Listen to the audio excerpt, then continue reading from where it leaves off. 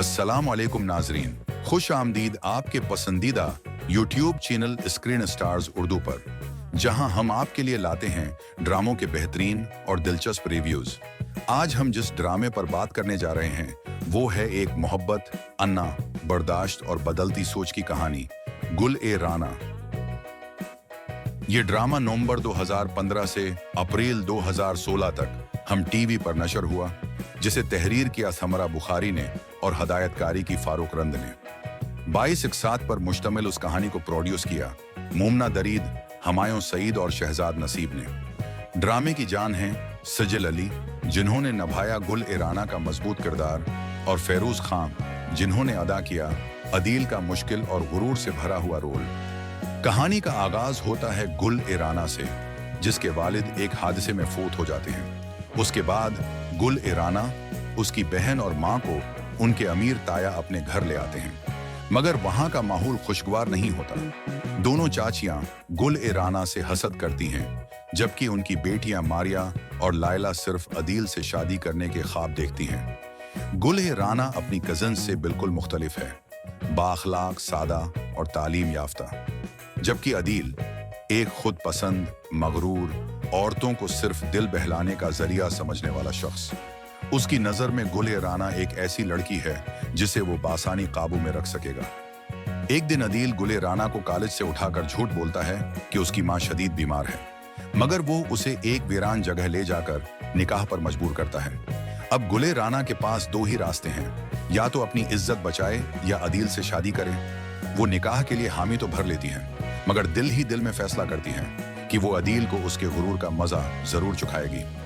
सबको लगता है कि ये शादी मोहब्बत की बुनियाद पर हुई है, मगर हकीकत बिल्कुल मुख्तलिफ होती है। ये शादी बन जाती है टॉम एंड जेरी का मैदान।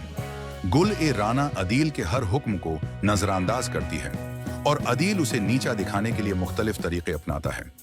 वो दूसरी लड़कियों से बातें करता है, हत्ता कि अपनी दोस्त मोना के साथ भी हद पार करने की कोशिश करता है।